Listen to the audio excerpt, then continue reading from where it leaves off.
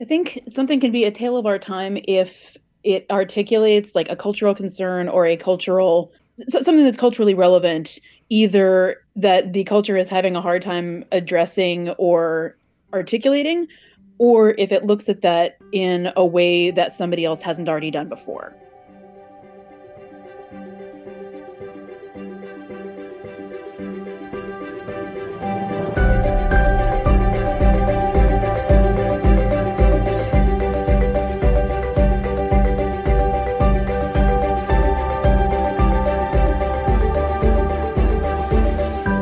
Hello, everyone, and welcome to Tales of Our Times. This is a show where we discuss the stories that move us, what makes them so meaningful, and why others could or should find meaning in them as well. This is not a spoiler-free show, so bear that in mind as you continue to listen. We tackle books, movies, podcasts, and more. Where there's a story, there's a reason to read. Or watch in today's case. I'm your host, Amanda Stevens, and joining me today is my guest, Carly Trautwein. How are you, Carly? Doing all right. Yeah, thank you for joining me today. I really appreciate it. Carly is joining us from Seattle. Is that where you're based right now? Seattle area. It's like Renton, but Seattle is what people understand about where exactly I am. So that's the shorthand. It's also close over there. I understand when people who are not from the area just don't get it. But anyway, what's important is that Carly is joining us from the United States today, which is very exciting. So thank you. Is there anything that you would like to say to introduce yourself? I'm Carly. I'm 35. I work in social services, which has a lot of ups and downs. Yeah. I don't know if there's anything about me that's particularly relevant to this episode, aside from I feel a lot of emotions all the time, and that's just sort of the way my life is. So that's one of the reasons that Inside Out as a property that we talked about just resonates with me so much. Yeah, of course. Well, especially in I'm sure we might get to this later, but in really emotionally or socially demanding work as well, it can be really hard to always express or be totally in control of your feelings. When you do so much, the word is emotional labor, right? On behalf of others. So it's all kind of tied together. Yeah. So anyway, cat's out of the bag. What story have you brought for us today? Yeah, that was my spoiler for this episode. I'm talking about Inside Out, one of my favorite Pixar movies. Mm-hmm. It really made a big splash when it came out. So I am excited to talk about this one because I think it is one that does resonate with a lot of people. I know that I cried when I watched it, and then since then, even watching other people talk about it or in video essays about it, I have cried again. It's definitely one of the ones that I go to if I'm I'm in a mood and I need to cry and I can't get myself to cry. I'll put on Inside Out, and it does it every single time. Absolutely. It's one of those sometimes you need to cry. It's a feel-good cry movie. Yes. For some people, that's The Notebook. I know some people watch Titanic, but that's too sad for me. So too real. Yeah, absolutely. I would much rather cry because the family is coming together. We are healing. We're accepting our feelings. That for me is good. So yeah, no judgment. Now we all know that that's coming.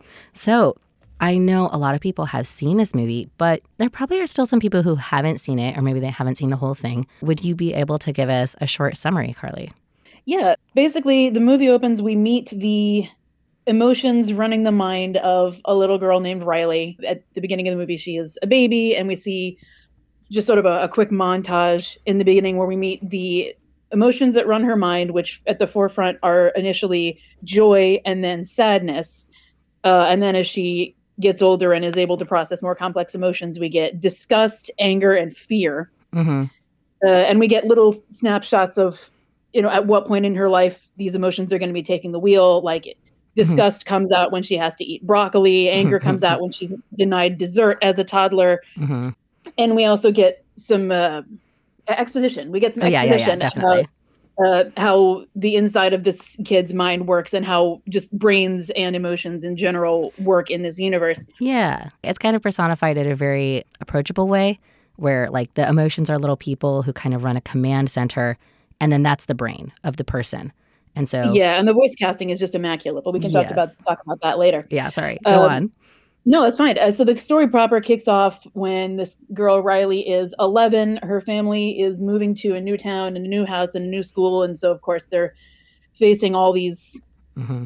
unprecedented emotional situations to deal Mm-hmm. with because this is the biggest upset in Riley's life so far. Yeah. And what kicks off the plot is that the core memories, which are the memories that Riley has made that essentially have shaped her personality, made them Mm-hmm. who she made her who she is. Mm-hmm. Um, the emotion sadness has been touching these memories and turning them sad in a way that doesn't appear to be reversible. Yeah. And so all the other emotions, joy in particular, are panicking about this and trying to Mm-hmm. figure out how they can keep Like Riley fix it. happy. And in the Yeah. midst of trying to do this, the core memories, along with joy and sadness, the characters, are sucked up through this tube and sent to a different part of the brain away from the command center. And they have Mm-hmm. to find their way back while the other emotions are trying to navigate the command center without them. And in the process of this, we're seeing the effects of joy and sadness's absence in Riley's brain, but we're also learning more about how this brain world is kind of set up. We Mm-hmm. meet Riley's imaginary friend Bing Bong from childhood, Oh my God, Bing who Bong. helps them along the way. Oh my God, Bing Emotional Bong. core. He's so good. And so they're on this mission to get back to the control center to try to get Riley to be happy again. Mm-hmm. Mm-hmm. But in the process, Joy in particular, who's basically the main character of all these emotions, she Yeah. comes to the realization through a moment with Bing Bong that she doesn't. The Riley and the characters in general, they don't have to be happy all the time. She's Right. considered this to be her job, and the Mm-hmm. main goal of her life is to keep Riley happy all the time. Yeah. But she learns that sadness is actually a really important emotion that can help you process things that you wouldn't otherwise be able to, Mm-hmm. and that all of the emotions, along with joy, are equally important in keeping somebody emotionally healthy and able to deal with their environment. Mm-hmm. And so the culmination of all of this is disgust, fear, and anger have decided that Riley is going to run away back to her original hometown. Mm-hmm. And While they were driving the brain without yeah, sadness right, yeah, or joy, they kind of panic. They've decided to run away because they're not used to being in charge. yeah, and Riley in turn is operating on these emotions that she's not used to dealing with, which Mm-hmm. I think is pretty cool. Yeah, And yeah. so the combination of all of this is eventually when joy and sadness do get back to the command center, joy lets sadness take control, and it lets Riley address all of these pent up feelings that she has about these big life changes, Mm-hmm. and makes me realize that, like, no, running away isn't going to fix anything, but I need to be home with my family. I need to process my emotions with my family, Yeah. and we're all going to get through this together, essentially. Mm-hmm. It is like there's a lot going on, and it's also like a very visual movie, which until we started talking about it, I didn't really think about, but that's an interesting layer that I'm now like coming to realize, right? Is like so much of the scene setting is like color based. Like that's where they get a lot of their like subtle storytelling because each of those Mm-hmm. characters has their own, for if anyone hasn't seen it, they each have their own assigned color. So everything that's associated with joy is yellow, sadness, and everything that's touched by sadness is blue. Fear is purple, disgust is green, and anger is red. Right. And then sometimes are some of them two colors. I feel like that happens at the end, but I don't Yeah, remember. like we see in the command center, there's rows of memories along the walls, and even at the beginning, I think some of them are both colors, but none of the core memories are. And then Yeah. at when we're getting the character development and sort of the setup for the sequel, which is going to come out pretty soon, and I'm Wait, pretty excited what? about that. There's a sequel? Yeah, there's a sequel. There's a Oh my planned God. sequel. I've learned literally right now on the call that there's going to be a sequel. What? Oh Really? gosh, That's so cool. Hold on. No, hold yeah, on. I'm not going to Google it. I I need to control myself. Okay. I'll we can trust Google you to that tell me later. about But that later. But anyway, like I think the summary was great. Like we're already getting into it. So let's get into it officially. What was your first experience with this movie? I watched it when it first came out. I Hmm. think In it was theaters? in theaters because I think because yeah, because 2015 was the pre Disney Plus days, so I would have had to see Yes. it in theaters. And I don't recall the first screening Hmm. being anything like I liked it, Yeah. but I do think that it sort of became. more of a hard hitter on subsequent views when I had a chance to process a lot of the Like more sit with detail it. that was in there. Yeah, yeah. I remember like the first time that I saw this, I was on a plane, so I was predisposed to Oh, like yeah, weep. that's Uh, a whole different experience it right was there. terrible. Like it was wonderful, but it was also terrible. Like I was a captive Mhm. audience. I was exhausted. Bing Bong was sitting there talking about how you have to accept loss and letting go, and You're crying I in was public. gone. I was It's gone. nice. I let go of myself. I was out of there. So, but yeah, I mean, we mentioned before, it is definitely something that's like worth a watch. Is this, like you said, this is your go-to crime movie? Is this something that you feel like you watch like multiple times a year? Oh, absolutely. Yeah. Like probably every couple of months or so. And I'm Hmm. not always like actively paying attention to it, but Yeah, of course. it's something that I have on doing something else. And it's just like, it's a very comforting, but it Hmm. is also very cathartic in the sense that, like, yes, I will cry at the end of this movie and it's going Yeah. to be a good, hearty cry and I'm going to feel better afterward. Hmm. Then let's get into that. Like, what makes you care so much about this movie? Like, what is the importance that you really find in it? So, and this was definitely something that people were writing articles about at the time when it came out. Oh yeah. But I think more than anything, this movie does a really good job of like explaining depression to kids. Like, it's Hmm. not about clinical depression in the sense that, you've got a chemical imbalance in your brain or whatever, but Riley is in this situation where she's essentially got situational depression, right? Where she's all Yeah. these elements of her life are out of whack and in a way she's not used to dealing with. And Yeah. so, there's a conversation to be had about the cause and effect and like how much of what happens in the command center is under Riley's Hmm. control, or whatever, like how these emotion characters relate to the actual world around. But Yeah. Yeah. because joy specifically and sadness also get sucked out of her head, she's in this position where, number one, she's losing those core memories Hmm. in a way that are essentially shutting down parts of her personality. Yeah. Like things that Yeah. used to be important to her, like hockey, she isn't interested in them anymore. Hmm. Hmm. She has lost a sense of humor. She feels Yeah. differently about her family, and I think all of that does, like, it's very oversimplified, obviously, because it's a kids movie. But I Yeah. think a lot of and it's very visual again, but a lot of the visuals they have going on in this movie are very like true Evocative. to life about how it feels to be in that moment. Yeah. Of, Well, like, there's certain emotions that I cannot feel right now, and yeah, they're it's just messing gone. me up. It's changing the way I interact with the world. Hmm. Maybe this is the way I am forever. I don't know. Right. Or at least the fear, right? That that's the way it's going to be forever. Yeah, exactly. As you were talking, I just remembered another thing is like what one, like you said, emotions are unavailable to me. Very well visually done by the fact that like joy and sadness just get kicked out of her brain. They're not even there to help Mhm. make decisions. But something else that happens during the movie is that like the command center that they're using like literally becomes inert at some point. Yeah, parts of And it just so stop working. yeah, yeah. So the people, not the people, but the emotions that are there, sadness, disgust, anger, like they're trying to help Riley out. You know, they're trying to give her like a way to vent, even if it were angry. But they literally can't. They can't give her any kind of emotional output. Like she's just totally shut off. And I think that's such a good like message to send as well to children and to adults, right? That like when we think of depression, a lot of people do think of sadness. And it's true, like there is a lot of kind of like sorrow or melancholy that does come with depression from time to time. But another huge part of it is just kind of like that apathy, right? Is like the absence of feeling anything or the ability to feel anything, and kind of Yeah, like you're just totally disconnected. yeah. And Uh, I think the secondary aspect of that too, hmm. and one of the things that I noticed on, second, third, subsequent watching is Yeah. the explicit rejection of toxic positivity. Yeah. Oh, wait. Let's get into that real quick because it's kind of like two buzzwords, right? Toxic positivity. But the idea of toxic positivity for people who are unfamiliar is just kind of like the insistence that everybody needs to be happy and needs to present a happy face about everything or to always look on the bright side. So it's kind of just like refusing to engage or allow people around you to be sad when something happens. That's kind of like a simple way to boil down like toxic positivity.